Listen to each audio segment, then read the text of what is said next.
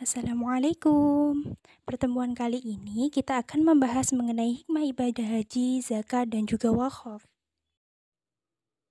Baik, materi pertama kita akan membahas mengenai pengertian haji. Kata haji berasal dari bahasa Arab yang artinya menyengaja atau menuju. Sedangkan menurut istilah, haji adalah sengaja mengunjungi Ka'bah dengan niat beribadah pada waktu tertentu, dengan syarat-syarat dan dengan cara-cara tertentu pula. Bagaimana sih hukum haji itu? Jadi haji merupakan rukun Islam yang kelima. Hukum melaksanakan ibadah haji ini adalah wajib bagi yang mampu melaksanakannya sebagaimana yang dijelaskan dalam Al-Quran Surat Ali Imran ayat 94. Bismillahirrahmanirrahim. Fihi ayatum bayyinatum maqamu Ibrahim wa man dakhalahu kana aminan walillahi 'alan nasi hajjul baiti man istata'a ilaihi sabila wa man kafara fa innallaha ghaniyyun 'anil alamin. Kemudian kewajiban haji ini adalah sekali dalam seumur hidup. Namun, apabila ada yang melaksanakan haji lebih dari sekali, maka hukumnya adalah sunnah. Dan rukun haji. Syarat haji terbagi ke dalam dua bagian, yaitu syarat wajib haji dan juga syarat sah haji. Adapun syarat wajib haji yang pertama adalah Islam, berakal, balik, ada muhrimnya, mampu dalam segala hal. Kemudian yang menjadi syarat sah dari haji adalah Islam, balik, berakal, dan juga merdeka. Rukun haji yang pertama adalah ihram. Ihram adalah berniat mengerjakan ibadah haji atau umrah yang ditandai dengan mengenakan pakaian ihram yang berwarna putih dan membaca lafaz labbaika Allahumma hajjan. Itu adalah bagi yang melaksanakan ibadah haji. Kemudian yang kedua adalah wukuf, yaitu hadir di Padang Arafah pada tanggal 9 Dzulhijjah dari tergelincirnya matahari hingga terbenam. Ketiga, tawaf adalah berputar mengelilingi Ka'bah dan dilakukan secara berlawanan dengan arah jarum jam dengan posisi Ka'bah di sebelah kiri badan.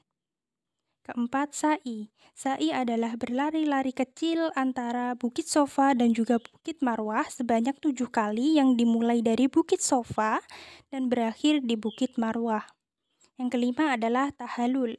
Tahallul adalah mencukur atau memotong rambut kepala sebagian atau seluruhnya minimal 3 helai rambut. Kemudian yang terakhir adalah tertib. Tertib yaitu berurutan dalam pelaksanaannya mulai dari ihram hingga tahallul. Ada berapakah jenis haji itu?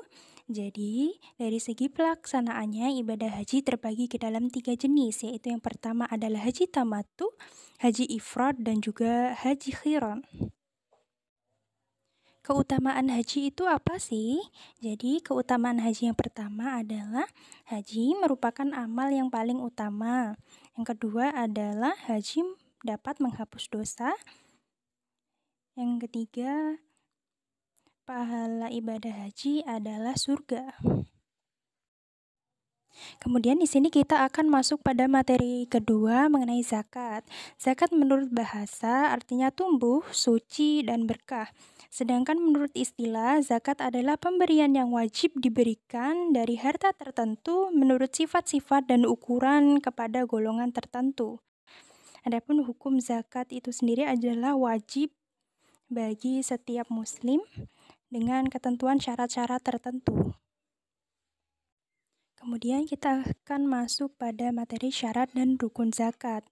Syarat dalam ibadah zakat dibedakan menjadi dua, yakni yang berkaitan dengan subjek dan juga yang berkaitan dengan objek. Yang pertama, syarat zakat yang berhubungan dengan subjek atau pelaku adalah sebagai berikut. Yang pertama adalah Islam, merdeka, balik, dan juga berakal.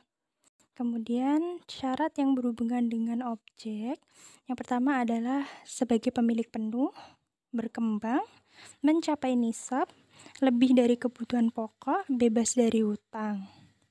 Adapun syarat sah zakat adalah yang pertama niat, kedua adalah tamlik atau memindahkan kepemilikan harta kepada orang yang berhak menerimanya.